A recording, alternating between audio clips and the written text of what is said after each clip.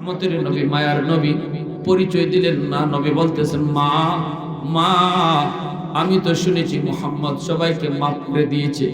মহিলায় কই, বাবা যুবক, মক্কার মানুষ মুহাম্মদকে যে কষ্ট দিছে রে বাবা, আমি বুড়া মানুষ, আমি দেখছি, আমি শুনছি, নিজের চোখে আমি মুহাম্মদকে কোনোদিন দেখি নাই, কিন্তু শুনেছি যে নির্যাতন মক্কার মানুষে তারে করছে, কিছু না কিছু বদলা নিবেই নিবে। যদিও কইছে মাফ করে দিছি, এরপর ভয়, তাড়াতাড়ি করে তুমিও নিরাপদ জায়গায় চলে যাও। আল্লাহর নবী দেখতেছেন মানুষজন ঘরে যা যার যা যে যা নিতে পারে লইয়া রওনা দিছে। নবী বলতেছে, মা গো, বোঝাটা অনেক ভারী, তোমার নিতে কষ্ট হচ্ছে, আমি একজন জওয়ান মানুষ, আমার মাথায় বোঝাটা দিয়া দাও, আমি তোমাকে যেখানে যেতে চাও সেখানে পৌঁছায়া দিব। নবীজি ওই বৃদ্ধা মহিলার বোঝা নবী মাথায় উঠাইলেন। মাথায় উঠে নবী যাইতেছেন। এ যুবক, আল্লাহ কসম খেয়ে কইছে, ও দুনিয়ার মানুষ, আমি আমার বন্ধুরে খুলুকে আজিমের অধিকারী বানাইছি। কসম খেয়ে বলি, আমার বন্ধুর মতো এত সুন্দর চরিত্র পৃথিবীর আর কারো নাই। সুবহানাল্লাহ। যেই মানুষগুলো আমার নবীরে মারলো, কাটলো, নবীরে নিজের বাড়ি থেকে বের করে দিল, সেই নবী আজকে মক্কার মানুষগুলা সবার কাছ থেকে বদলা নেওয়ার কথা, বদলা না নিয়ে নবী মাফ করে দিয়া এইবার বোঝা মাথায় নিয়ে আগুয়ে দিতেছে। মহিলা কই, যুবক, তুমি তো সাধারণ কোনো মানুষ নও রে বাবা, ভগবান তোমারে ফেরেশতা বানায় পাঠাইছে। আল্লাহ নবীর পিছনে তাইকে দেখে মহিলা লম্বা লম্বা নবীর জন্য ভগবানের কাছে দোয়া করে। নবীজি পূজা মাথায় নিয়ে যাইতেছেন, আর চোখের পানি ধরে নবী কান্দের, মালিক, ও মালিক, তুমি একটু চাই দেখো, আমি তো মক্কার মানুষের কাছ থেকে বদলা নেওয়ার কথা বলি নাই, মাফ করে দিছি, এরপর এরা আমার কথা বিশ্বাস করে না। আল্লাহ, কিয়ামতের মাঠে আমাকে এই ব্যাপারে তুমি কিছু জিগায়ও না, আমি কিন্তু বদলা নেই গো মালিক, দেখো কেন এরা আমার কথাকে বিশ্বাস করলো না। নবীজি যাইতেছে, চোখের পানি ঝরে ঝরে নবী কান্দে আর সামনের দিকে যায়।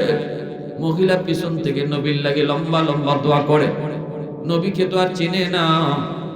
পাহাড়ের কিনারায় যাই মহিলা কয়, বাবা যুবক, এই জায়গায় বোঝাটা রেখে দাও, আর সামনে যাওয়া লাগবে না, এখানে আমি থাকবো।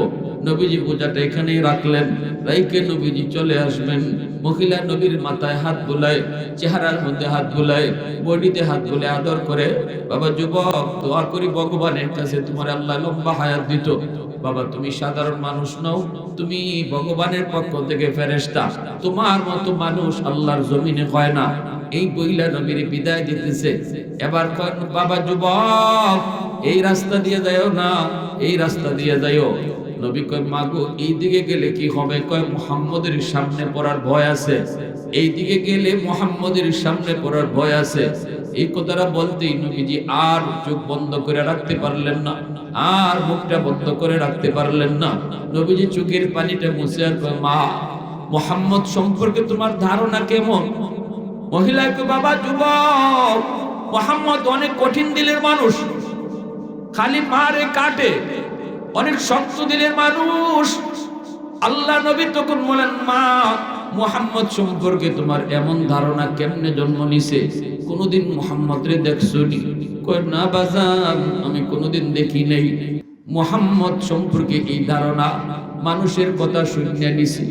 আবু জাহেলে কইছে, উতবা সাহেব শুনাইতো। নবীজি তখন কই, মাগো, মানুষের কথা শুনিয়া মুহাম্মদকে আর চিনতে হবে না, এখন নিজের চোখে দেখিয়া মুহাম্মদ রে চিনি লও। আমি সেই যুবক যে তোমার বোঝা মাথায় নিয়ে এখানে পৌঁছে দিছি, আমার নামই মুহাম্মদ। আল্লাহ নবী যখনই কই, আমি সেই মুহাম্মদ যাকে তুমি কঠিন দিনের মানুষ বলেছো, মহিলা লাফ দিয়া নবীর পা জড়ায় ধরে কান্না শুরু করে দেয়, আর বলতেছে, বাজার শোনাইছো কি? বলে, হ গোমা। মহিলা কয়, তাহলে এতদিন তো এই আবু জাহেল উতবা সাহেব আমারে বল শুনাইছে, ভাইরা বন্ধুরা, আমার নবীর হাতে হাত রেখে কালেমা পড়ে মুসলমান হয়ে গেছে। আল্লাহু আকবার। এই নবীর আখলাক আর আদর্শ দেখা এমন বহু মানুষ কালেমা পড়ে মুসলমান হয়েছে। ये जिक्र खुदा दिल में सदा रहने दिया कर और नक्श खुदा दिल में जमा रहने दिया कर क्या जाने हक इस्लाम है कोई फضل इलाही हर वक्त दौरे कल्ब खला रहने दिया कर मुर्शिद की नजर गज़ बसर से न होती है क्या खुश नजरी है क्या खुश नजरी है दिल तूर की दिल जोर दिया सबका खुदा से क्या दिल शिकानी है। আমার আলোচ্য বিষয় বিশ্বনবীর আদর্শ। রাসূল সাল্লাল্লাহু আলাইহি ওয়াসাল্লামের মধ্যে রয়েছে আমাদের উত্তম আদর্শ।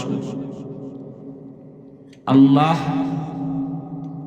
আমাদের নবীকে সকল নবীদের শ্রেষ্ঠ নবী বানাইছেন, পাঠাইছেন সবার পরে, মর্যাদা দিয়েছেন সবার উপরে। নবীজি বলেন আনা আফজালুল আম্বিয়া ওয়া উম্মতি আফজালুল উমাম। আমি যেমন শ্রেষ্ঠ নবী, আমার উম্মতও শ্রেষ্ঠ উম্মত, আমরাও শ্রেষ্ঠ উম্মত। নবী মর্যাদার দিক দিয়ে যেমন শ্রেষ্ঠ, নবীজির আদর্শও শ্রেষ্ঠ। আল্লাহ পাক আমার আপনার নবীর চরিত্র, নবীর আখলাক, নবীর আদর্শ, নবীজির ব্যবহার এত সুন্দর যা পৃথিবীতে শুধু নবীকে আল্লাহ দিয়েছেন। এত সুন্দর আখলাক আদর্শ আর কারো নেই। সুবহানাল্লাহ জোরে কোন। এই আদর্শটার নাম হলো খুলুকে আজিম। এই আদর্শের নাম হলো খুলুকে আজিম। উত্তম আদর্শ তিন প্রকার। একটা হলো খুলুকে হাসান, আরেকটা হলো খুলুকে কারীম, আরেকটা হলো খুলুকে আজিম। খুলুকে হাসান এটাও ভালো আদর্শ, ভালো চরিত্র। খুলুকে কারীম এর চেয়ে আরেকটু ভালো, খুলুকে কারীমের চেয়েও ভালো খুলুকে আজিম, যার উপরে আর কোনো ভালো আদর্শ নাই। সর্বোচ্চ ভালো আদর্শ, সর্বোচ্চ ভালো আখলাক, সর্বোচ্চ ভালো ব্যবহার, এই চরিত্রটার নাম হলো খুলুকে আজিম, যেটাকে ইংরেজি অভিধানে, ইংরেজি গ্রামারে সুপারলেটিভ ডিগ্রি বলে। যারা ইংরেজি গ্রামার বোঝে তারা বুঝবে সুপারলেটিভ ডিগ্রি কারে করে। আর এই আরবিতে ইসমে তফজিলের সেগা করে, যে এমন পর্যায়ে আল্লাহ তার হাবিবকে আদর্শ বানাইছেন যার সমতুল্য, যার কাছে আর কেউ নাই। জোরে বল সুবহানাল্লাহ। যার তুলনা নাই। এত সুন্দর আখলাক আল্লাহ পাক আমার আপনার নবীকে দান করছেন। নবীজিকে আল্লাহ আমাদের মধ্য থেকে, মানুষের মধ্য থেকে নবী বানাইছেন। কেন? যেন আমরা মানুষ, আমাদের নবীর মাঝেও আমাদের মানুষ হিসাবে আমরা যা করি, যা খাই, যা বলি, যা কাজ করি, সব যেন নবীর জীবনে আমরা পাই। এজন্য নবী বানাইছেন আল্লাহ মানুষের মধ্য থেকে। ফেরেশতাদের মধ্য থেকে যদি আল্লাহ নবী বানাইতেন, তাহলে ফেরেশতারা খায় না, ঘুমায় না, বিয়া শাদী করে না। আপনি বিয়া করতে গেলে আদর্শ খুঁজতেন কার কাছ থেকে? আপনি যদি খাইতে গেলেন, এখন খাওয়ার সময় খাওয়ানোর আদর্শ খুঁজবেন কার কাছ থেকে? নবীর কাছ থেকে। নবী তো ফেরেশতা, ইনি তো খাই না। আপনি খাওয়ান শিখবেন কার কাছ থেকে? আপনি বিয়া শিখবেন কার কাছ থেকে? লাকাদ মান্নাল্লাহু আলাল মুমিনিন ইয বাআসা ফীহিম রাসূলাম মিনকুম। আল্লাহ বলে তোমাদের মধ্য থেকে, তোমাদের মাঝে আমি আমার নবীরে পাঠাইছি। এটা হলো সবচেয়ে বড় নিয়ামত। সুবহানাল্লাহ জোরে বলেন। আল্লাহ আমাদেরকে যত নিয়ামত দিয়েছেন, সুস্থতার নিয়ামত বলি, সুস্থ দুটা চোখ বলি, সুস্থ দুটা হাত বলি, সুস্থ একটা বিবেক বলি, গাছ থেকে ফুল পাই, ফল পাই, জমিন থেকে ফসল পাই, সূর্য থেকে আলো পাই, আকাশ থেকে বৃষ্টি পাই, নদী থেকে মাছ পাই, যত প্রকারের নিয়ামত আল্লাহ আমাদেরকে দিয়েছেন। আল্লাহ বলেন সকল নিয়ামতের মধ্যে সবচেয়ে বড় নিয়ামত হলো আমি আমার রাসূলকে তোমাদের মাঝে তোমাদের মধ্য থেকেই পাঠাইছি। কারণ নবীজি আওয়ার কারণে, নবীকে আমরা পাওয়ার কারণে আমরা আমাদের যত নিয়ামত আল্লাহ আমাদেরকে দিচ্ছেন এই নিয়ামতের ব্যবহার কিভাবে করব এটা রাসূল পাওয়ার কারণে নবীর কাছ থেকে শিখছি। নাইলে হাত কেমনে ব্যবহার করব, কোন কাজে ব্যবহার করলে হাত জান্নাতে যাইব আর কিভাবে ব্যবহার করলে জাহান্নামে যাইব, চোখ আমার কোন পথে ব্যয় করলে কোন দিকে তাকাইলে জান্নাতি হইব আর কোন দিকে তাকাইলে জাহান্নামী হইব, এগুলো আমরা জানলাম না কার কাছ থেকে? যদি নবী না আসতেন, নবী আসার কারণে হাতের ব্যবহার শিখছি, নবীকে পাওয়ার কারণে পায়ের ব্যবহার শিখছি, নবীকে পাওয়ার কারণে চোখের ব্যবহার শিখছি, নবীকে পাওয়ার কারণে সুস্থতার নিয়ামতের ব্যবহার শিখছি। যার কারণে আল্লাহ বলছেন যত নিয়ামত তোমরা পাইছো এর মাঝে সবচেয়ে বড় নিয়ামত হলো আমার রাসূলকে তোমরা পাইছো। নাইলে হাত জাহান্নামে যাইত, চোখ জাহান্নামে হইতো, আমরা জানতাম না, বুঝতাম না কেমনে চালাই। যদি বলেন যে হুজুর আমার জীবনটা আমার হায়াতটা এই যে অক্সিজেন নিতেছি এটাও কি এর চেয়েও কি নবীকে পাওয়া বড় নিয়ামত? বলে হ্যাঁ অবশ্যই। হুজুর আমি যদি অক্সিজেন না পাইতো তো আমি মরেই দিতাম, যে আমি মইরা গেলে এর থেকে আবার বড় বড় নিয়ামত আর কি হয় যে আমি বাচ্চা রইছি? না, বেঁচে থাকাও সবচেয়ে বড় নিয়ামত নয়। বাঁচার মধ্যে কামিয়াবি নেই, কামিয়াবি হলো মরার পরে যদি জান্নাত পাওয়া যায়। মরতে তো হবেই একদিন, আপনি কতকাল বাঁচবেন বলেন? মরণ তো একদিন লাগবেই, ঠিক কিনা? তো মরতেই যদি হবে তাহলে মরার পরের জীবনটাতে যে জান্নাত পাইলো সে সফল। দুনিয়াতে দীর্ঘদিন হায়াত পাইয়া বাচ্চা থাকার নাম সফলতা না। সফলতা হলো যে কয়দিন হায়াতি পাইছে এই সময়টাকে কাজে লাগাইয়া মরণের পরে যদি সে জান্নাত পায় তাহলে সে সফল। ফামান যুহজিহা আনিন নার ওয়া উদখিলাল জান্নাতা ফাকাদ ফাজ। আল্লাহ সফলতার পরিচয় দিবেন। লম্বা হায়াত 200 বছর 500 বছর হায়াত পাওয়ার নাম আল্লাহ সফলতা বলেন নাই। আল্লাহ বলছেন সফলতা হলো যে জান্নাত পেয়ে গেছে আর জাহান্নাম থেকে বাঁচা গেছে, এ হলো সফল। এবার বলুন, নবীকে যদি না পাইতাম তাহলে আমরা কেমনে জান্নাত পাইতাম আর জাহান্নাম থেকে বাঁচতাম কিভাবে? জান্নাতে যাওয়ার রাস্তা কোনটা, জাহান্নাম থেকে বাঁচার পথ কোনটা, এটা পাইলাম না কোত্থেকে, বুঝলাম না কার কাছ থেকে, জানতাম কার কাছ থেকে? এজন্যই আল্লাহ বলছে যে জান্নাত পাওয়ার যে সফলতা এটা তোমরা আমার রাসূলকে পাওয়ার কারণে বুঝছো, মানছো, পাইছো। এজন্যই তোমাদেরকে যত নিয়ামত দিছি এর মাঝে সবচেয়ে বড় নিয়ামত হলো আমার রাসূলকে তোমাদের মাঝে পাঠাইছি। সুবহানাল্লাহ। এজন্য আমার ভাইরা বন্ধুরা, যুবক, আমার আপনার নবী রহমতের নবীকে আল্লাহ মানুষের মধ্য থেকে তিনি পাঠাইলেন। নবী কেন? নবী আমাদের মতোই মানুষ। কারণটা কি? কারণ হলো নবী যদি আমাদের মতোই মানুষ না হয়ে তিনি ফেরেশতার জাতি থেকে আসতেন তাহলে ফেরেশতাদের বৈশিষ্ট্য নবীর মাঝে থাকতো। নবীর জীবনে বিয়া শাদী আইতো না, কারণ তিনি তো ফেরেশতা। ফেরেশতার বিয়া শাদী লাগে না, ফেরেশতাদের খাওয়া দাওয়া লাগে না, নবীরও খাওয়ান দাওয়ান লাগতো না, ফেরেশতাদের ব্যবসা বাণিজ্য করা লাগে না, নবীর জীবনেও ব্যবসা বাণিজ্য আইতো না। এখন আমরা যারা উম্মত নবীর হইতাম, ব্যবসা করতে গেলে কেমনে কার আদর্শ মানতাম? নবীর জীবনে তো ব্যবসা নাই। খাইতে গেলে কার আদর্শ মানতাম, কারে আমরা ফলো করতাম? নবী তো খানা খায় না, কারণ তিনি তো ফেরেশতা। বিয়ার শাদী করতে গেলে কার আদর্শ দেখতাম, কার আদর্শ মানতাম? যদি নবী আমাদের মধ্য থেকে মানুষ না হইয়া ফেরেশতা হইতেন তাহলে নবীর জীবনে বিয়া শাদী থাকতো না। আমি আপনি বিয়া শাদীর মধ্যে কার আদর্শ ফলো করতাম? ঠিক কিনা জোরে বলেন। এজন্য যুবক, আল্লাহ পাক রব্বুল আলামিন নবীকে আমাদের মধ্য থেকে আমাদের মাঝে নবী বানায়া পাঠাইছেন। এইবার তুমি যদি বাবা হও, নবী তোমার জন্য খাতুনে জান্নাত ফাতেমা রাদিয়াল্লাহু তাআলা আনহার বাবা হইয়া বাবা হিসাবে আদর্শ রেখে গেছেন। তুমি যদি একজন স্বামী হও, আম্মাদান আয়েশা সিদ্দিকা রাদিয়াল্লাহু তাআলা আনহা উম্মাহাতুল মুমিনিনের স্বামী, আমার আপনার নবী যদি আমি স্বামী হই, নবী স্বামী হিসাবে আদর্শ রেখে গেছেন, ঠিক কিনা? এ যুবক, যদি তুমি ব্যবসায়ী হও, শাম সিরিয়ার ব্যবসায়ী আমার আপনার নবী, ব্যবসায়ী যদি হও, শাম সিরিয়ার ব্যবসায়ী মুহাম্মদুর রাসূলুল্লাহ আমার আপনার নবীর কাছ থেকে তুমি ব্যবসার আদর্শ শিখে নাও, কিনা জোরে বলো। তুমি যদি চাকরিজীবী হও, আম্মাদান খাদিজাতুল কুবরা রাদিয়াল্লাহু তাআলা আনহার আন্ডারে নবীজি চাকরি করছেন। চাকরিজীবী যদি হও, চাকরির আদর্শ নবীর কাছ থেকে পাইবা, ঠিক কিনা?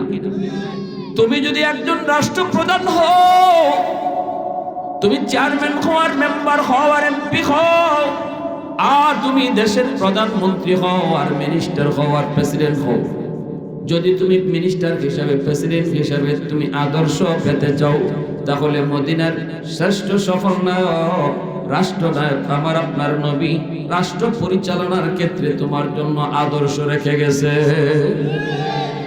এমন কোন একটা সেক্টর তুমি পাবা না রে যুবক, যেই সেক্টরে তুমি নবীর আদর্শ খুঁজে পাও না। এজন্যই আল্লাহ পাক রব্বুল আলামিন বলছে, বন্ধু বেদিন বেঈমানের দল তোমাকে পাগল কয়, আবু জাহল উতবা সাহেবা তোমারে পাগল কয়, কিন্তু আমি আল্লাহ কসম করে বলতেছি, নুন ওয়াল কালামি ওয়া মা ইয়াসতুরুন মা আনতা বিনি'মাতি রাব্বিকা বিমাজনুন।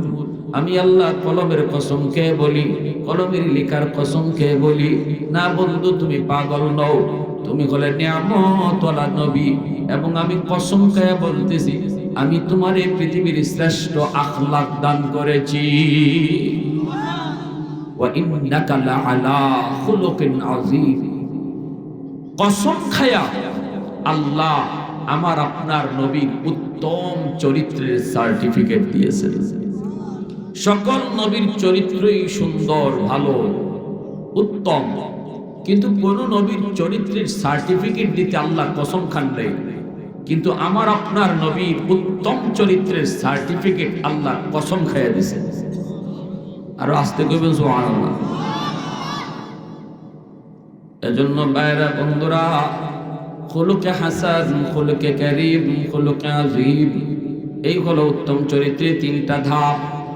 সর্বনিম্ন উত্তম চরিত্র হলো খুলুকে হাসান, এর চেয়ে ভালো হলো খুলুকে কারীম, এর চেয়েও ভালো, সবচেয়ে ভালো, এর চেয়ে খালি ভালো না, সবচেয়ে ভালো, সবার চেয়ে ভালো উত্তম চরিত্রের নাম হলো খুলুকে আযীম। এবার আসুন বুঝি খুলুকে হাসান কাকে বলে, খুলুকে কারীম এর চেয়ে একটু ভালো, এটা কারে কয়? খুলুকে আযীম সর্বোচ্চ ভালো, এটারে কোন আখলাক রে কয়? খুলুকে হাসান বলা হয় আপনাকে কেউ গালি দিয়েছে, আপনি এই গালির বদলা নিবেন। শরীয়তে কয় বদলা নেওয়ার সুযোগ তোমার রয়েছে, তবে যতদূর গালি দিছে সমানে সমান নিতে হবে, এক জাররা পরিমাণ বেশি হতে পারবে না। অথবা তোমাকে একজনে মারছে, তোমার সাথে খারাপ আচরণ একজনে করছে, তুমি বদলা নিবা, তারে মাফ করবা না, বদলা নিবা। শরীয়ত কয় বদলা যদি নিতেই তোমার মন চায়, অনুমতি আছে শরীয়তের, তবে সেটা সমানে সমানে, এক জাররাও বেশি হতে পারবে। তাই বলে আপনি এখনই লাগাই দিয়েন না, আপনারা একজনে কইছে হুজুরে যখন কইছে সমান সমান নেওয়া যাইতে নিয়ে নেই না, এটা রাষ্ট্র আছে, রাষ্ট্র আপনারা সমান সমান নেওয়ার ব্যবস্থা করে দিব। রাষ্ট্র প্রশাসন পুলিশ আপনি অভিযোগ করবেন, তারা আপনি বদলা নিতে চাইলে সমানে সমানে দিব। শরীয়ত ইসলামী আইন যদি বাংলাদেশে থাকতো, কোরআনের আইন থাকতো, তাহলে এটার সুযোগ তারা দেওয়া হইতো। এটা গেল ইসলামের উত্তম চরিত্রের প্রথম ধাপ। বদলা যদি কেউ নিতে চায়, তার সাথে খারাপ আচরণ রয়েছে, ইসলাম বলে নিতে পারবে, তবে সমান সমান। গালি যদ্দুর দিছে অদ্দুরই, মারছে যদ্দুর অদ্দুরই, এক জাররা বেশি যদি হয় আল্লাহর আদালতে তোমাকে জালেম হয়ে কাঠগড়ায় দাঁড়াতে হবে, এক চুল পরিমাণ বেশি হতে পারবে না। আচ্ছা বলুন, এটা কি কোনোদিন সম্ভব? হ্যাঁ, মাইপিয়া গালি দেওয়া কি সম্ভব নেই? মাইপিয়া সর মারাটা কি সম্ভব নেই? আপনি যদ্দুর জুড়ে দিছে, আপনি অদ্দুর জুড়ে মাইপিয়া সরটা দেবেন, এটা কি সম্ভব? এটা রিস্ক না?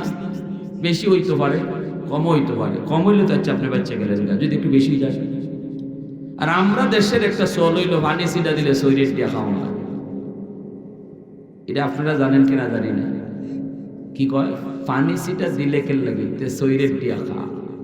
শরীর যে পানি চৈর আছে না, পানি সিটা দিলে বলে শরীরের দিয়া দেখা। এটা শরীয়তের কোনো কথা না। এটা হচ্ছে আমাকে আমরা নিজস্ব ফতোয়া, এটা হচ্ছে আমাদের সামাজিক ফতোয়া। পানি ছিটা দিলে তার চৈরের দিয়া দেওয়ার লাগে। অর্থাৎ যদি একটু মারে তাহলে 10 সের দিতে হয়, 1 সের দিলে 10 সের বুঝাইতে হয় না। এটা শরীয়তে অনুমতি দেয় না। শরীয়তকে আপনার 1 সের মারছে, আপনি 1 সেরই মারতে হইব। 1 সের থেকে এক চুলও বাড়তে পারবো না, বাড়লে আপনি জানেন। এবার আসুন উত্তম চরিত্রের দ্বিতীয় ধাপ, খুলুকে কারীম। খুলুকে কারীম, খুলুকে কারীম হলো না আমি বদলা নিব না। বদলা নেওয়ার ক্ষমতা আমার ছিল, কিন্তু আমি বদলা নিব না। যা আমি তোর মাফ করে দিলাম। শক্তি আসিল বদলা নেওয়ার, কিন্তু এরপরও সে কইতেছে যা আমার শক্তি ছিল বদলা নেওয়ার, কিন্তু নিলাম না। সমান সমান বদলা নেওয়ার শক্তিও ছিল, সুযোগও ছিল, এরপরে নিলাম না। যা আমার আল্লাহর খাতিরে তোরে মাফ করে দিছি। তুই আল্লাহর একজন মাখলুক, আল্লাহর এক বান্দা, আমারে কষ্ট দিছ, জেলাইছ, যা হজম করে নিয়েছি, সবর করে নিয়েছি, মাফ করে দিছে। এটা হলো খুলুকে কারীম। এটা উত্তম চরিত্রের দ্বিতীয় ধাপ, একটু উপরে। এটার থেকেও ভালো একটা চরিত্র আছে যেটার নাম খুলুকে আজিম। ওই চরিত্রটা আল্লাহ আমার নবীকে দান করছে। মাফ করার পরেও একটা উত্তম চরিত্র আছে। এটা আবার কোনটা? আমার সাথে খারাপ আচরণ করছে, আমি বদলা নিলাম না, মাফ করলাম, এই তো ভালো। এর চেয়ে আর ভালো কি? হয়, এর চেয়েও ভালো আছে, যেটা আমার নবীর আখলাক ছিল। কি সেটা? আল্লাহর নবীর আখলাক হলো খুলুকে আজিম, মানে তার মাফ করে দেওয়ার পরে তার উপকার করার জন্য চেষ্টা করা, বরং তার জন্য আল্লাহর কাছে আরো দোয়া করা। এই আখলাকটা ছিল নবীর আখলাক। এজন্য আমার পায়রা বন্ধুরা, যুবক, আমার নবীর আখলাকটা হলো খুলুকে আজিম। নবীজিকে খারাপ আচরণ করছে, নবী বদলা নেন নাই। বদলা শুধু নেন নাই তা না, নবীজি তার মাফ করেছেন। শুধু মাফ করেই তা শেষ না, বরং তার হেদায়েতের জন্য, শান্তির জন্য আল্লাহর কাছে দোয়া করছেন। তায়েফের জমিনে নবীর মারলো, তায়েফের জমিনে নবীকে মারলো, রক্ত ঝরায় দিল। এরপরে নবী বদলা নিলেন না। ফেরেশতা আয়েশা বদলা নিতে বললেন, নবী বলেন না, আমি বদলা নিব না। বদলা নেওয়ার জন্য আল্লাহ আমাকে নবী বানায় পাঠায় নাই। সুবহানাল্লাহ, জোরে কও। বদলা নেওয়ার জন্য আল্লাহ নবী বানায় পাঠায় নাই গো। ফেরেশতারা কয়, নবী গো আপনি একটু অনুমতি দিন, একটু শুধু ইশারা দেন, পাহাড় চাপা দিয়ে তায়েফবাসীরে ধ্বংস করে দিই। নবী কয় না না, আমার উম্মত বুঝে না, আল্লাহ এরা বুঝে না, আল্লাহ এরা বুঝে না, এদেরকে তুমি বুঝ দাও। যদি সবাইকে শেষ করে দেওয়া হয়, তাহলে আমি নবী কার কাছে কালেমার দাওয়াত দিব? সুবহানাল্লাহ, জোরে কও। মানে না, মানে না, মানে না, মানবে, মানবে, কোনো একদিন মানবে। হয়তো আজ বাতে মানে না, ছেলে মানবে, কিন্তু যদি সবাইকে সমূলে শেষ করে দেওয়া হয়, কার কাছে কালেমার দাওয়াত দিব? এক আল্লাহর তাওহীদের দাওয়াত আমি কার কাছে পৌঁছাবো? না না, আল্লাহ আবার কোন বুঝে না। আল্লাহ এদেরকে তুমি হেদায়েত দাও, আল্লাহ তুমি তাদেরকে সহি বুঝ দাও। বদলা তো নিলেন না, নবী মাফ করলেন। মাফ করেই শুধু শেষ না, নবীজি তাদের জন্য আল্লাহর কাছে শান্তি দোয়া করলেন। মক্কার মানুষগুলো আমার নবীকে মক্কায় থাকতে দিল না। মক্কা আমার নবীর জন্মভূমি, জন্মভূমিতে কার না থাকতে মন চায়? কার না অধিকার আছে? সবার তো অধিকার আছে জন্মভূমিতে থাকার। জন্মভূমির মায়া কোনোদিন ত্যাগ করা যায় না। নবীজি কি মক্কায় থাকতে দিল না। মক্কার মানুষগুলি, আবু জাহেল, উতবা, সাইবা, মক্কার সন্ত্রাসীরা নবীকে মক্কায় থাকতে দিল না। নবীজি বাধ্য হয়ে তিনি মদিনায় হিজরত করলেন। নবীজি হিজরত করেন খুশি খুশি নয়, চোখের পানি জড়ায় জড়ায় নবী হিজরত করেন। মক্কার অদূরে যায় রাসূল মক্কার দিকে তাকায় তাকায় চোখের পানি জড়ায় কান্দে আর বলতেছে, রে আমার পবিত্র জন্মভূমি, এরে পবিত্র মক্কা নগরী, আমি তোমাকে বড় ভালোবাসি। আমার স্বজাতীয় লোকরা আমার বিরুদ্ধে যদি ষড়যন্ত্র না করতো, আমি কোনোদিন তোমাকে ফালায়া যেতাম না। কারণ আমার জন্মভূমি, আমার গ্রাম, রাস্তাঘাট যদি নাও থাকে, আইটা যদি মাইলকে মাইল গ্রামে যাওয়ান লাগে, তবুও কিন্তু আমেরিকা থাকলেও গ্রামের দিকে মন টানে। আমরা গেছি সৌদি আরব জেদ্দায় গেলাম, আমার এক চাচা এসেছেন দেখার জন্য। আমি বললাম, চাচা এই 14 সময় দূর থেকে আইসেন দেখার লাগে। চাচা কইতেছে, বাজান দেশের মানুষ আসছে, এটা শুনলে পরে আমরা দিলটা দেওয়ানা হয়ে যায়, কখন তার কাছে যাইমো, কে দেশের খোঁজ খবর নিব। শুধু খোঁজ খবর না, দেশের মানুষের পাশে আইয়া বইলে গ্রামের একটা গ্যারান পাওয়া যায়। ও তোমার শরীর থেকে গ্রামের গ্যারানটা পাইব, এই গ্রানটা নিবার লাগে 14 সময় দূর থেকে আইছে। এখন বুঝেন যারা প্রবাসে আছে, এই আমেরিকাতে হোক আর লন্ডনটা হোক, যত এসি রুমে থাকুক আর মকমলে বিছানায় ঘুমাক, ওই গ্রামের যে বাঙ্গা ঘরটা, ইগানো মনটা সবসময় ফিরে থাকে। ঠিক কিনা যখন যাইতেছে বেটা আমেরিকা এয়ারপোর্টে খান্তকে লাগি কই না আপনি আমারে, তার বাড়ি যাইতে গেলে 5 মাইল আটতে যাওয়ান লাগে, গাড়ি যায় না, গুড়ি যায় না, কিচ্ছু যায় না। একবার রিক্সাত, একবার নৌকাত, একবার ঠেলার গাড়ি, এইভাবে বাড়ি যাওয়ান লাগে। হে বেটা যখন আমেরিকা যায় এয়ারপোর্টকে খান্দে, এ আইসা এসে যাইতে আসেন না, এ দূর আল্লাহ যে আমার বাঁচাইছে, এই গ্রাম থেকে যে আল্লাহ আমার হরাইতেছে, এই কথা কইতেছেন না, কান্দা গেল লাগে। তার মানে হইল নিজ গ্রাম যেখানে যার জন্ম, এই জন্মস্থানের প্রতি টান আর মায়া কখনো সারা যায়। আমার রসুল মক্কা ছেড়ে মদিনায় যাচ্ছেন, মদিনার মানুষ রসুলকে সুস্বাগতম জানাই নিতেছে। নবীজি মক্কার অদূরে যায়া মক্কার দিকে তাকায়া নবী এমন ভাবে কাঁদতেছেন, নবীজির চোখ দিয়ে দর দর করে পানি পড়তেছে। আল্লাহ নবীর চোখের পানির দৃশ্যগুলি দেখা আল্লাহ পাক রব্বুল আলামিন কসম খেয়ে কয়, বন্ধু আমি কসম খেয়ে বলতেছি, আর চোখের পানি ধরে কান্দো না, আমি আল্লাহ সহ্য করতে পারি না। তুমি তো এমনি এমনি হিজরত করো নাই, আমি আল্লাহর আদেশে তুমি হিজরত করতেছ। বন্ধু তুমি যাও, আমার কথাটা মান্য তুমি মদিনায় যাও। অল্প দিনের ভিতরে আমি আল্লাহ কোরআনের কসম খেয়ে কইলাম, অল্প দিনের ভিতরে আবার তোমার জন্মভূমিতে ফিরাইয়া দিব।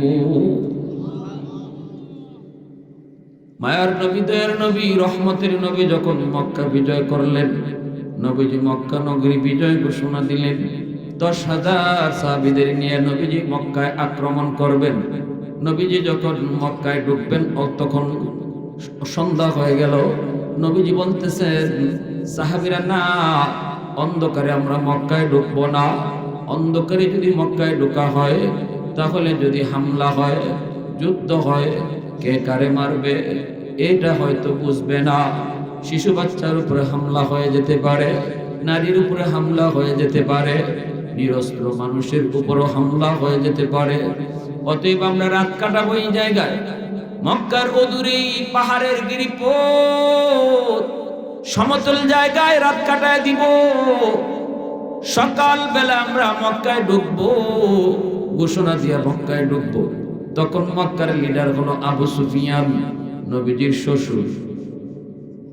আবু সুফিয়ান নবীজি, কিন্তু শ্বশুর হইল নবীর সাথে ছিল চরম দুশ্মনী। পরে কিন্তু ইন কালেমা পরে মুসলমান হয়ে আবার সাহাবী হয়ে গেছে, বুঝছেন নি? অতএব বেশি কোনটা কোন যাইতো না। আবু সুফিয়ান যখন খবর পাঠাইল, আবু সুফিয়ানের কাছে খবর আসলো মুহাম্মদ অনেক বড় বাহিনী নিয়ে আসছে, মক্কায় ঢুকবে। কিন্তু ঢুকলো না কেন? কয় রাতে ঢুকবে না, রাতে ঢুকলে পরে কে কারে মারে ঠিক নাই, এজন্য রাত কাটাবে তারা মক্কার পাশে একটা পাহাড়ের নিচে। আবু সুফিয়ান রাতের বেলা তার বাহিনীরে প্রস্তুত করে, সকালবেলা যুদ্ধ শুরু হবে। এখন আবু সুফিয়ান মনে মনে ভাবতেছেন, জানা তো দরকার মুহাম্মদের লগে কি পরিমাণ যুদ্ধ আইছে, কি পরিমাণ মুজাহিদ আসছে, এটা তো জানা প্রয়োজন। আগে তো জানতে হবে প্রতিপক্ষের শক্তি কি পরিমাণ, ঠিক না? সন্ধ্যা রাতে একজন গুপ্তচর পাঠাইলো সিআইডি, যা একটু যা দেখে আয় মুহাম্মদের লগে কি পরিমাণ মুজাহিদ আইছে, সৈন্য সামন্ত কি পরিমাণ, অস্ত্র তাদের কি পরিমাণ। এইদিকে আল্লাহর নবী রহমতের নবী এশার নামাজের পর নবী সাহাবীদেরকে বলেন, মুজাহিদদেরকে নবী ডাক দিয়ে বলেন, শোনো আমরা তো হইলাম 10,000, কিন্তু সৈন্য সংখ্যা আরো বাড়ার, আরো বেশি বুঝাইতে হবে। বুঝতে না পারে আমরা 10,000, বুঝতো কয়েক লাখ। কেমনে? নবী কয় চুলা বানাও, ডাবল চুলা বানাও। 10,000 মানুষের জন্য রাতের বেলা যে কয়টা চুলা লাগতো রান্না বান্না করার জন্য, যে কয়টা চুলা লাগবে ডাবল চুলা বানাও, যেন দুশমন চুলার দিকে তাকাইলে মনে করে আজারে বিজারে চুলা। চুলা যদি হই পরিমাণ, সৈন্য জানি কি পরিমাণ। কথা বুঝছেন? রণকৌশল শিক্ষা দাও, পণ্ডিতি করো।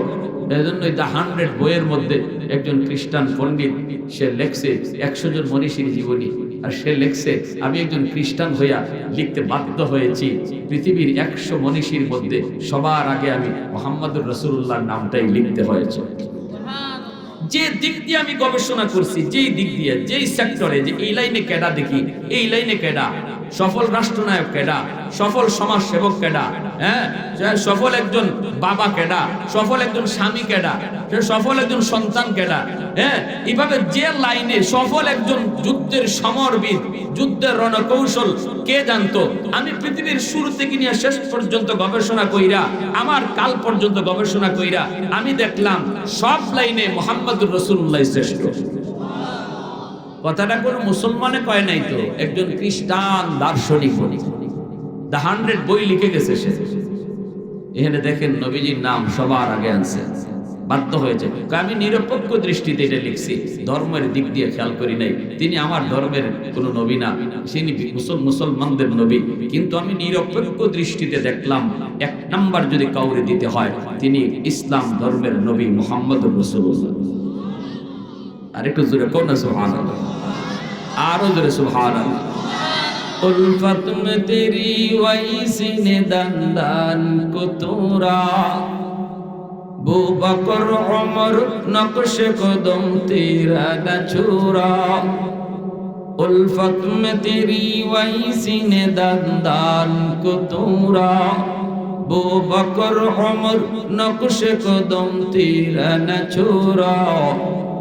शाक़ नबी वाक़े असरार मदीना, सुल्तान का सुल्तान है सुल्तान मदीना, सरकार का सरकार है सरकार मदीना, गुलजार का गुलजार है गुलजार मदीना। अल्लाह ने मक्का ही में एक काबा बनाया, इस काबा का काबा तेरी मरकद को बनाया। ऐसा लम्हा जी चले जा राह मदीना, सुल्तान का सुल्तान है सुल्तान मदीना, सरकार का सरकार है सरकार मदीना, गुलजार का गुलजार है गुलजार मदीना। मुसलमाনের আওয়াজে বলি আল্লাহু আকবার। আমার ভাইরা বন্ধুরা, যুবক, এইদিকে চুলা বানানো হলো ডাবল, আর বাথরুম যে পরিমাণ লাগা দরকার, 10,000 মানুষের জন্য বাথরুম বানানো প্রয়োজন। 1 রাতের জন্য বাথরুম যে পরিমাণ লাগবে, নবী কয় বাথরুম বানাও অর্ধেক কম। কেন? নবী কয় বাথরুমের সামনে বিশাল লাইন দেখা যাইতো, ইস্তেমার মাঠে যদি বাথরুমে কময় তো বুঝছেন নি কি পরিমাণ লাইন হয় ইস্তেমার মাঠে। সন্ধ্যা রাতে যখন সিআইডি এসে পাহাড়ের উপর থেকে দেখবো স্বর্ণ কি পরিমাণ ছায়া, দেখে খালি চুলা আর চুলা, খালি আগুন আর আগুন। কিরে চুলা যে পরিমাণ, এক চুলা কি একজনের ভাত রান্ধা হইতেছে নাকি? আল্লাহ জানে। এক চুলার মাঝে কি একজনের ভাত রান্ধে মানুষ? হে চুলা দেখে হে তাল্লত জিব্রা লেগে গেছে। এরপরে চাইছে বাথরুমের পায় না, বাথরুমে হে দেখছে না, হে চুলা খালি দেখে গেছে। দেখে কয় যে পরিমাণ চুলা দেখতেছি, যদি 10 জন করে এক চুলায় রান্না হয়, মানুষ যে কি পরিমাণ লই আইছে মোহাম্মদ, এটা হিসাব করে আমি কোটায় আর মজায় জেল নামাইতে পারতাম না। হে উল্টা ব্যাগ গেড়ে দৌড়ে গেছে। ইয়া কয় আবু সুফিয়ান দেখো ওস্তাদ, খবর বড় খারাপ, জটিল খারাপ। কেন কি হয়েছে? কয় স্বর্ণ সংখ্যা আর অস্ত্র বল এগুলা যে কি পরিমাণ লই আইছে এর হিসাব নেই। কস না কি পরিমাণ, কেমনে কইতাম? চুলাই তো আমি গণ্যা কুল পাইছি না, স্বর্ণ তো গণ্য পরে, আগে যে চুলা গণতাম এটাতে পারি না। আবু সুফিয়ান কইলি কি দাও, তুই তো আমার জোর তুলাই গেছ, কত একটা আন্দাজ করে খোঁজ নেই। কয় না হইলেও 50-60 হাজার কম হইতো না, অথচ নবীর সাথে সাহাবী 10,000 কয় হাজার। আবু সুফিয়ানের জোর উঠছে 160। এখন শেষ চাইতে সারা রাত ঘুম নাই লিডারের, সকালে যুদ্ধ হইব, যুদ্ধ হওয়ার আগে তো প্রতিপক্ষের শক্তি বুঝন লাগবে, এরপরে না যুদ্ধ। এখন আগ্রাইতের খবর হইনে এর সারা রাত ঘুম নাই, শেষ চাইতে ফাটাইছে আরেকটা রেখো, তুই কি একটু বুঝে আছেন আগ্রাইতের খবর এটা সঠিক না বেটি? এ আইসে শেষ চাইতে পাহাড়ের উপর থেকে চাইয়ে দেখে এই টাইমে মুজাহিদরা ঘুম থেকে উঠছেন, অজু করবা, ফজর করবা, এর আগে বাথরুমে যাইবা। বাথরুমের সামনে বিশাল বিশাল লাইন, বাথরুম যে পরিমাণ দরকার আসলে এই পরিমাণ না আরো কম, তে লাইন ওই বনি না হইতো না। ইয়ে পাহাড়ের উপর থেকে কয় রাম রাম রাম রাম রাম। বাথরুমের সামনে যদি অত বড় বড় লাইন হয়, তে ভিতরে তাবুর ভিতরে না জানি কি পরিমাণ মানুষ বয়া, সব কি আর বাথরুম আইসে নি? 10 জন তাবুতে থাকলে আইসে 2 জন বাথরুম। একটা লাইন যে লাইন দেখা যায়, ইয়েও দিছে দৌড়। দেখো উস্তাদ খবর যে কি জাত খারাপ, এটা আল্লাহ জানে, ভগবানই জানে। কেন কি হয়েছে ক?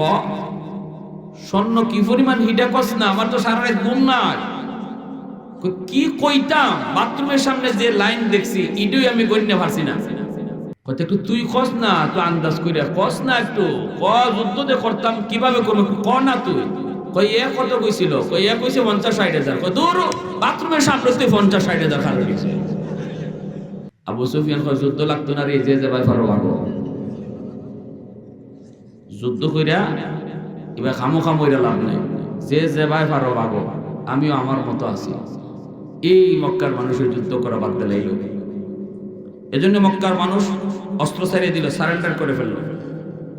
আর আবু সুফিয়ান আল্লাহ নবীর খালি আওয়ার দৃশ্য দেখিয়া মক্কায় ঢুকতেছেন সাহাবীদেরকে নিয়ে, এই দৃশ্য দেখে আবু সুফিয়ান কালেমা পড়ে মুসলমান হয়ে গেছিল। এটা আবার অন্যদিকে লম্বা কথা, নবীজি মক্কায় ঢুকছেন, কোনো বাধা নাই, বিনা রক্তপাতে মক্কা জয় হয়ে গেল।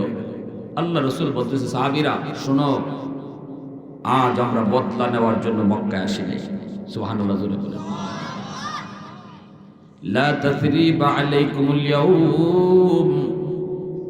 আমি বলছিলাম আল্লাহ আমার আপনার নবীর খুলুকে আজিমের অধিকারী বানাইছে, এমন একটা উত্তম চরিত্রের মালিক নবীরে বানাইছে, যেই চরিত্রটা হলো আমার সাথে খারাপ আচরণ করব, আমি খারাপ আচরণ দিয়ে জবাব দিব না, মাফ করে দিব। মাফ কইরেও শুধু শেষ না, বরং তার উপকার করার জন্য চেষ্টা করব।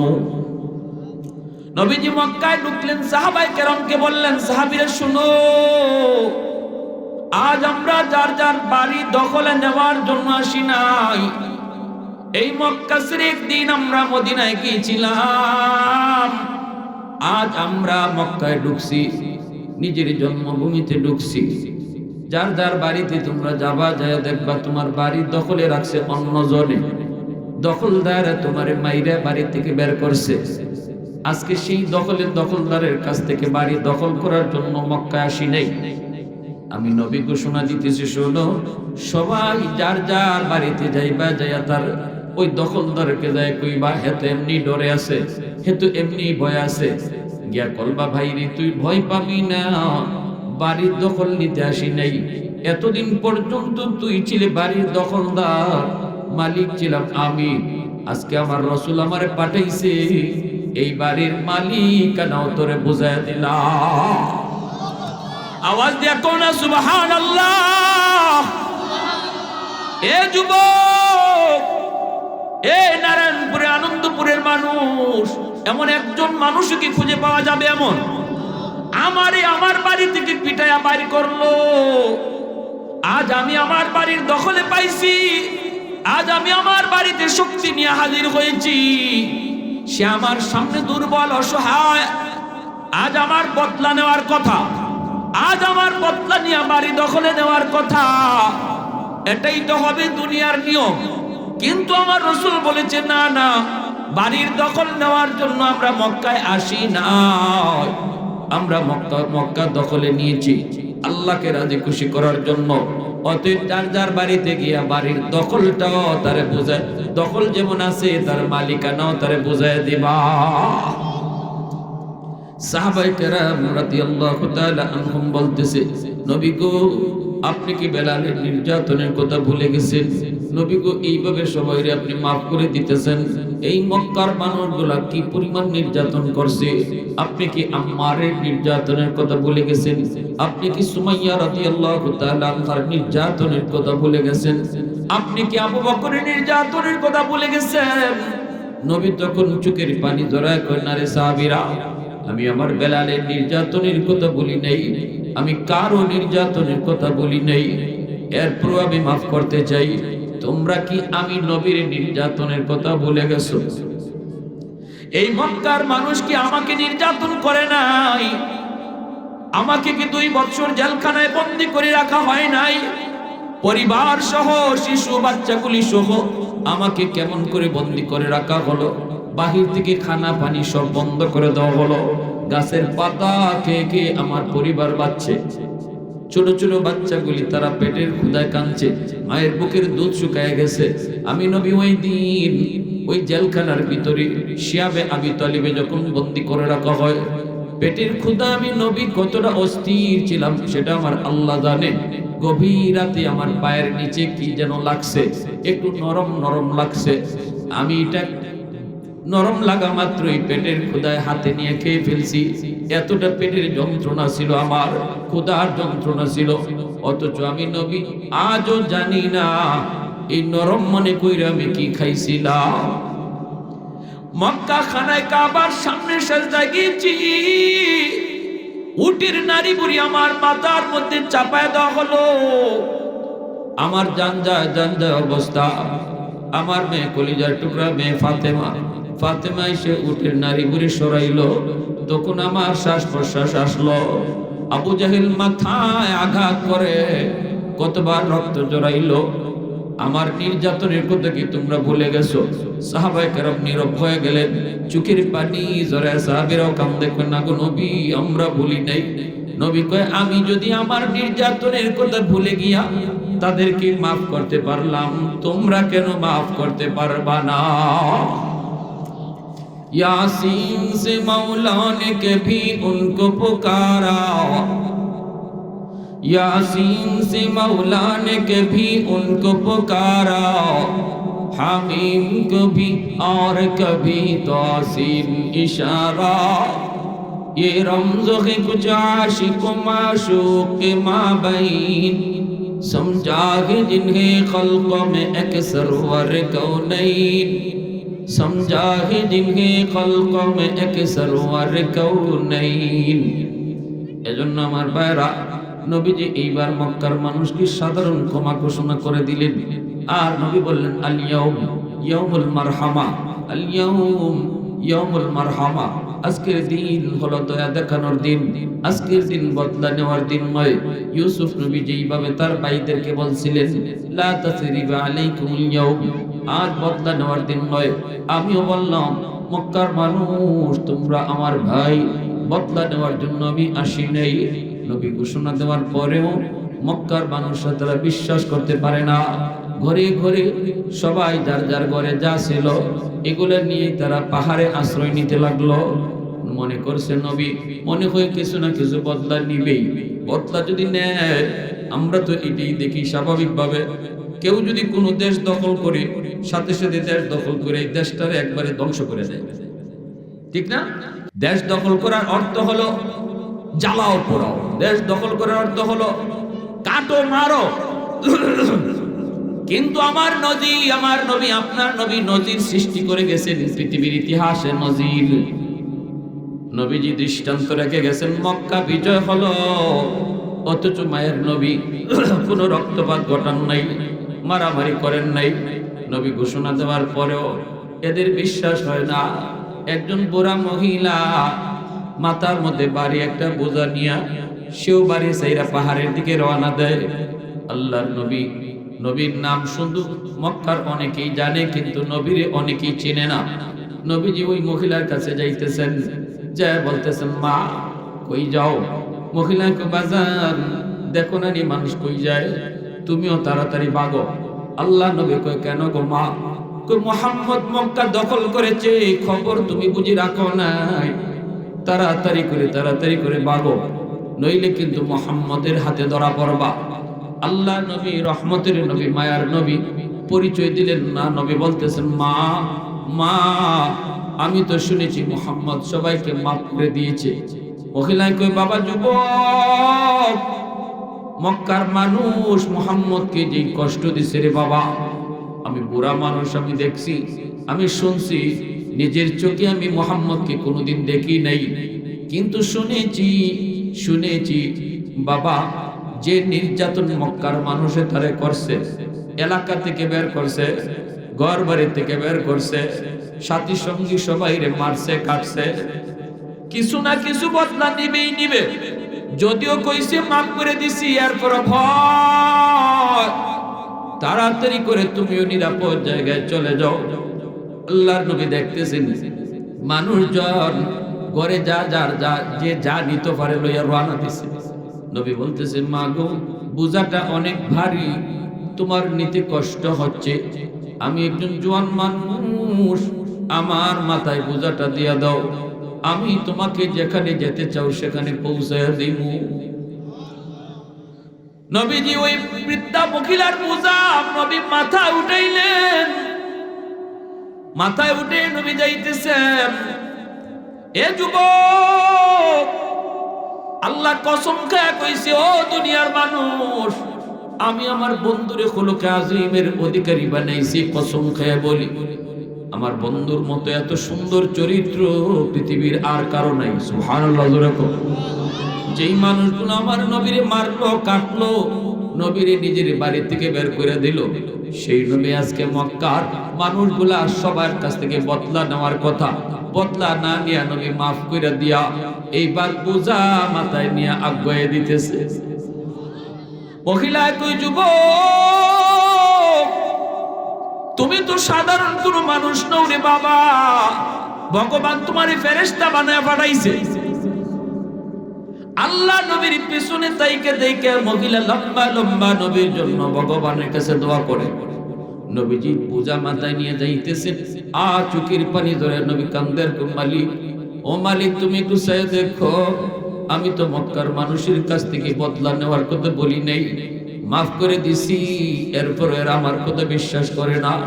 আল্লাহ কিয়ামতের মাঠে আমাকে এই ব্যাপারে তুমি কিছু জিগায়ও না, আমি কিন্তু বদলা নেই গো মালিক। দেখো কেন এরা আমার কথাকে বিশ্বাস করলো না। নবীজি যাইতেছে, চোখের পানি জরে জরে নবী কান্দে আর সামনের দিকে যায়। মহিলা পিছন থেকে নবীর লাগে লম্বা লম্বা দোয়া করে। নবীকে তো আর চেনে না। পাহাড়ের কিনারায় যাই মহিলা কয় বাবা যুবক, এই জায়গায় বোঝাটা রেখে দাও, আর সামনে যাওয়া লাগবে না, এখানে আমি থাকবো। নবীজি বোঝাটা এখানেই রাখলেন, রাইকে নবীজি চলে আসবেন। মহিলা নবীর মাথায় হাত বুলায়, চেহারার মধ্যে হাত বুলায়, বডিতে হাত বুলায় আদর করে, বাবা যুবক দোয়া করি ভগবানের কাছে তোমার আল্লাহ লম্বা হায়াত দিত। বাবা তুমি সাধারণ মানুষ নও, তুমি ভগবানের পক্ষ থেকে ফেরেশতা, তোমার মতো মানুষ আল্লাহর জমিনে হয় না। এই মহিলা নবীর বিদায় দিতেছে। এবার কয় বাবা যুবক এই রাস্তা দিয়ে যাও না, এই রাস্তা দিয়ে যাও। নবী কয় মাগো এই দিকে গেলে কি হবে? কয় মুহাম্মদের সামনে পড়ার ভয় আছে, এই দিকে গেলে মুহাম্মদের সামনে পড়ার ভয় আছে। এই কথাটা বলতেই নবীজি আর চোখ বন্ধ করে রাখতে পারলেন না, আর মুখটা বন্ধ করে রাখতে পারলেন না। নবীজি চোখের পানিটা মুছে আর কয় মা মুহাম্মদ সম্পর্কে তোমার ধারণা কেমন? মহিলাকে বাবা যুবক মুহাম্মদ অনেক কঠিন দিলের মানুষ, খালি মারে কাটে, অনেক শক্ত দিলের মানুষ। আল্লাহ নবী তখন বলেন মা মুহাম্মদ সম্পর্কে তোমার এমন ধারণা কেমনে জন্ম নিছে? কোনদিন মুহাম্মদ রে দেখছনি? কয় না বাজান আমি কোনদিন দেখি নাই। মুহাম্মদ সম্পর্কে এই ধারণা মানুষের কথা শুনে নিছি। আবু জাহেলে কইছে উতবা সাহেব শুনাইতো। নবীজি তখন কই মাগো মানুষের কথা শুনিয়া মুহাম্মদকে আর চিনতে হবে না, এখন নিজের চোখে দেখিয়া মুহাম্মদরে চিনি লও। আমি সেই যুবক যে তোমার বোঝা মাথায় দিয়ে এখানে পৌঁছে দিছি, আমার নামই মুহাম্মদ। আল্লাহ নবী যখনই কই আমি সেই মুহাম্মদ যাকে তুমি কঠিন দিনের মানুষ বলেছো, মহিলা লাফ দিয়া নবীর পা জড়ায় ধরে কান্না শুরু করে দেয় আর বলতেছে বাজার শোনাইছো কি? বলে হগমা। মহিলা কয় তাহলে এতদিন তো এই আবু জাহেল উতবা সাহেব আমারে ভুল শুনাইছে। ভাইরা বন্ধুরা আমার নবীর হাতে হাত রেখে কালেমা পড়ে মুসলমান হয়ে গেছে। আল্লাহু আকবার। এই নবীর আখলাক আর আদর্শ দেইখা এমন বহু মানুষ কালেমা পড়ে মুসলমান হয়েছে। তাহলে নবীর যে আখলাক, এই আখলাক আমাদের মাঝে আনা দরকার আছে না নেই? বউ যদি একটু দুষ কইরা লায় শেরের উপরে শ্বাসের ভয় নিতেন নি? হ্যাঁ, নবীজির আখলাক হইল একটু ভুল যদি ওই জায়গা, তাইলে বদলা নেওয়ার নাই, মাফ করে দেওয়ার। মাফ কইরাও শেষ না, বরং তার লাগি আল্লাহর কাছে দোয়া করুন। সুবহানাল্লাহ বলে কয় না বাবা? বোঝা যায় নারায়ণপুরের হগলের ওই আখলাক। আমরা হইলাম যে শেরের উপরে শোয়া শেরে বিশ্বাসী, ঠিক না নি? আমরা হইলাম শেরের উপরে শোয়া শেরের জাতি। আলহামদুলিল্লাহ, বদলা নিতাম না। বিবি সাহেব তরকারিতে একটু লবণ দিলাইছে, এটা হজম করতে পারলে কি লাভ হয়? একটা ঘটনা কইলে আমার ভাই আইসে, এই ঘটনাটা কই শেষ দিতেছে। হযরত মাওলানা মাহমুদ হাসান দেওবন্দি রহমতুল্লাহ আলাইহি ইন্তেকালের পরে ওনার এলাকার কয়েকজনের স্বপ্নে দেখছেন। স্বপ্নে দেখে জিজ্ঞেস করছিলাম যে কিরম ব্যবহার করছে আল্লাহ আপনার সাথে। এই কোন আল্লাহ আমার জিন্দেগির সমস্ত হাদিস ফরানি যা ছিল সব আটকে নিছে। কয়েকগুলো আমি তোমার এলেম দিছি, এলেমের শুকরিয়া, তার তুমি হাদিস পড়াইছো, কিন্তু একটা আমল তোমার আমার পছন্দ হয়েছে, যে আমলের উসিলায় আমি তোমার মর্যাদা জান্নাতে বাড়াইয়া দিছি। কি আমল? আমলটা হইল আমার বিবি সাহেব একদিন তরকারির মাঝে বেশি লবণ দিলাইছে। তরকারিতে কি দিলাইছে? আমি তরকারিটা একটু মুখ নিয়ে দেখি তিতা, জমের তিতা। এখন আমি যদি কই বিবি গো এত তিতা কেমনে করছো, তাহলে এটা না শুকি হয়। কারণ সারা জীবন তাই না আমারে বালা করে খাওয়াইছো, আজকে না হয় একদিন একটু লবণ বেশি হয়ে গেছে, ঠিক না নি? এটা আমি কেমনে কই না, আল্লাহর বান্দি হিসাবে আমি তারে মাফ করে দিমু, কিচ্ছু কইমু না। পরে তিনি একটু পরে উঠে কইতেছেন বিবি সাহেব, ও বিবি আজকে তরকারি অত মজা হইছে, অন্যদিনে তো তরকারি খাওয়াও, কিন্তু আজকে তরকারি অত মজা কেমনে হইল? বাটির যা ছিল সব লই দিছে। এখন লইয়া চিন্তা করুন, ফাতিলে তো তরকারি আরো রয়েছে। আমি যদি এই পাতিলের তরকারি থাকে, বিবি সাহেব যখন আবার খাইতে যাইব তখন তো দেখবো একবারে তিতা, জমের তিতা। তখন কইব আল্লাহ আমার স্বামী এই তিতা তরকারিটা খাইয়ে আমার কইছেন মজা হইছে, শরম পাইলি আমার বিবি, না আমার বিবির এতটুকু শরম দেওয়া ঠিক হইতো না। তখন উনি কইছেন কি বিবি যে মজা হইছে আজকের তরকারি আরো আসেনি? বিবি কয় আছে, আমি এক কটা আনছেন, আনছে ফের ই কটটাও ফুরা খাইছে, খাইয়া কইতেছেন অত মজা লাগে আরো আসেনি। বিবি কয় মা তো আমার লাগে একটু রাখছিলাম, তাই কইতে আরেকদিন খাইও না তুমি রাখবে, আজকে আমারা দিলাম। তরকারি সব পাতিলের সব তরকারি তাই খাইছেন বিবি যাতে টের না পায়। আল্লাহ বলতেছে মাহমুদ ওই দিন যে আমার বান্দির দোষটা তুমি গোপন রাখছিলাই, দুনিয়ার কেউ জানে না, শুধু আমি জানি আর তুমি জানো। ওই আমলটারে আমি আল্লাহ এত পছন্দ করছি, এই খাতিরে তোমার মর্যাদা জান্নাতে বাড়ায় দিয়েছি। আরো জোরে কন্যা সুবহানাল্লাহ।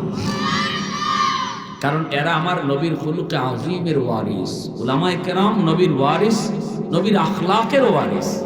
আমার নবীর আখলাক এটাই ছিল, নবীজি কষ্ট পাইছেন মাফ করে দিয়েছেন, শুধু তা নয় বরং তার শান্তির জন্য আল্লাহর কাছে দোয়া করছেন।